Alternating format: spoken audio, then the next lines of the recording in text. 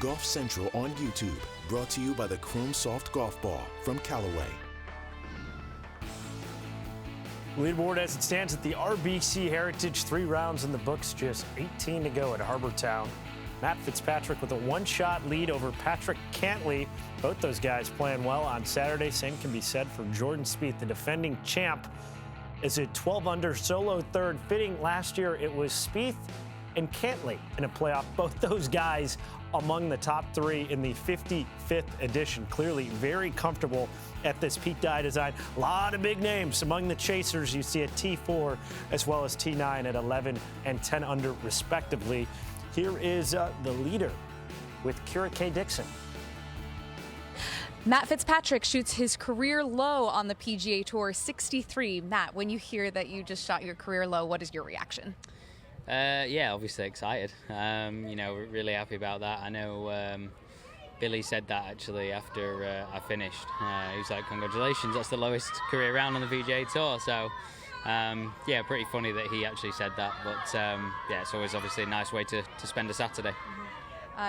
You never know when a round like this is going to come, but I'm sure it's not a surprise. You work as hard as anybody else out here. You've also worked through a neck injury this year. Can you just describe the type of work that you've put in to get this sort of result? Yeah, absolutely. It's one of those things that, it's been a tough start to the year. I've not played my best stuff.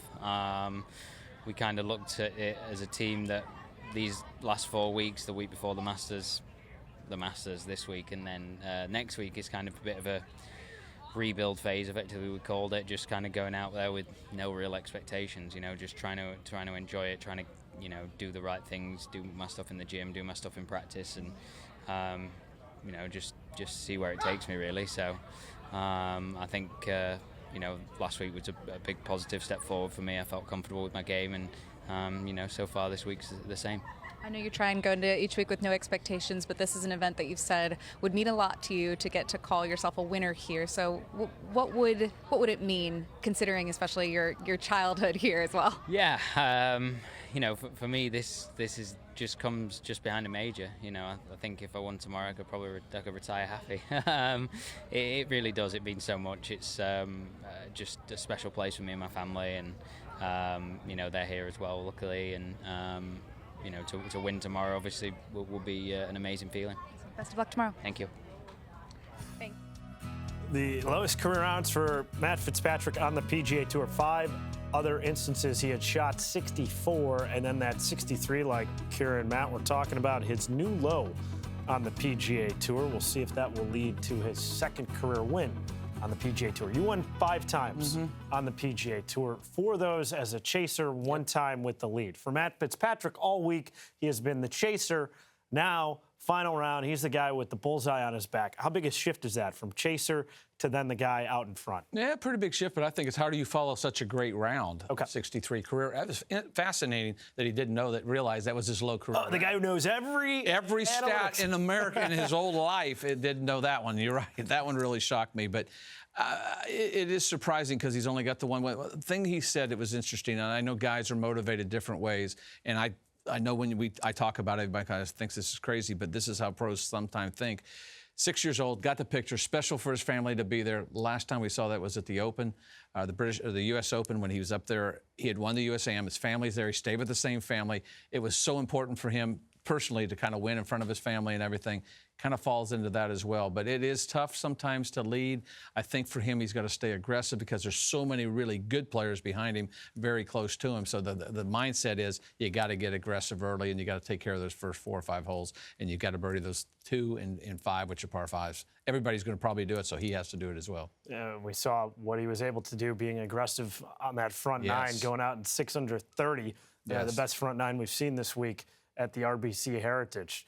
Jordan Spieth also played well in Saturday's 3rd round. His scorecard just had that bogey on 17, but otherwise it's a 5 under 66 Spieth 3 rounds. 68 on Thursday, 67 on Friday, 66 on Saturday, and now he is in prime position just 2 back. When you see his body of work now through 54 holes, how bullish are you on Jordan Spieth defending for the first time on the PGA Tour? Man, he's does some magical things, and he's done some magical things today. But I wouldn't be surprised. I mean, he loves to win. He loves to compete. That's why he practices, why he works so hard. He's never defended his titles that he's won. So that's always, maybe something he breaks through there. But he's, as you said, getting better each and every day. He's getting more comfortable with the golf course. Doesn't look tired. Coming off the Masters, because a lot of guys we wondered if they would, doesn't look tired at all, looks motivated, and he's hit some pretty good shots, made some great putts when he's had to, wonderful up and downs. But yeah, I wouldn't be surprised. He's going to be in the mix. Whether he gets it done, we'll have to find out. But he's playing some solid golf, as is, the 5 or 6, 8 guys behind him as well. When you take a look at Jimmy Walker, among the top 5, only guy to shoot over par, only guy that didn't shoot in the 60s was Jimmy Walker, yet he's just 3 back. His round, if you were to describe it in one word, what would you go with? Emotional. I would say that. I would say nice. Emotional. I think the first tee shot, he was emotional and nervous, and he split it right down the fairway. And I thought that was going to be one of his toughest shots he hit. He really played okay, solid the front 9. Missed a little bitty putt on 10 and 11, kind of got a little sideways with some iron shots and some tee shots, but they were going both directions. That's always a little nerving. Got a decent break on 14. 15, I don't have a problem with him going for the green and 2. He went for the green and 2, it hit the trees, fell back in the water, but he made a gutsy bogey there. 16, he could have made 6 there when he drove it up in the fairway bunker there up against the pampas grass, but he gutted it out. I would say that for him. When you haven't played well for so long, you've got to be really careful you don't get into the mindset of like, oh, here we go again, I'm letting it get away. But he never seemed like he was unnervy. Another thing he did a walk and talk on 16 after a bad tee shot. I credit him for doing that. I credit him for doing it after he even hit the second shot because that's not easy to do, to stay focused. But he made a great par there. But I would say for him, he wants to win badly, and he said that. But I think he felt, and I've heard him say he felt at home. And that's what you strive for as a pro, to feel comfortable in contention. He said he felt at home. I thought was one of the things he said that really stood out to me, is he felt comfortable, didn't feel nervous. So we'll see if he can kind of do it tomorrow and just stay out of his own way and go play. But he gutted it out today, and that was a big thing for me. If you're Jimmy Walker, who's 3 back, what type of day is he going to need on Sunday to be a serious factor? Last year, remember, we had a playoff at the RBC Heritage. Yeah, he's going to probably have to shoot 6, 7 under. He's probably got to shoot 65 to have a chance. But I think it's get off to that good start, make the birdies. I keep saying that, but that's what you have to do on the first 5 holes. You got to be careful at 3 and 4. They're very difficult. 8's a tough hole. You've got to get out. The front 9 plays a little bit easier than the back 9. Back 9 can play tough.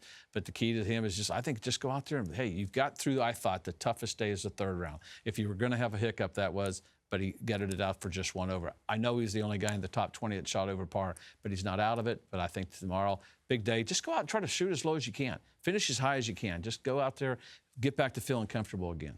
Top 3 guys on the leaderboard: Matt Fitzpatrick, reigning U.S. Open champ; Patrick Cantlay, won the FedEx Cup a couple of years ago; Jordan Spieth, 13-time PGA Tour winner. Would you take those 3 or the rest of the field to close out the 55th edition of this event? You probably, based on Cantlay's record around there, 19 of the 21 rounds are under par. Sleeper look is Tommy Fleetwood coming from behind, but you probably have to go with those top guys just based on... A lot of class with those 3. It really is, and major champions have won around here, so watch out for the guy that's won a major championship. And they'll be playing as a threesome for the final round. Yeah. So. Fitzpatrick's going to be tough tomorrow. He's not going to give it up easily. I guarantee he's going to be tough. Spieth, he wants to defend. All right, something to watch for. Hilton Head Island, South Carolina, 18 holes to go. For Jim Gallagher Jr., I'm George Savarickas. Thanks for joining us.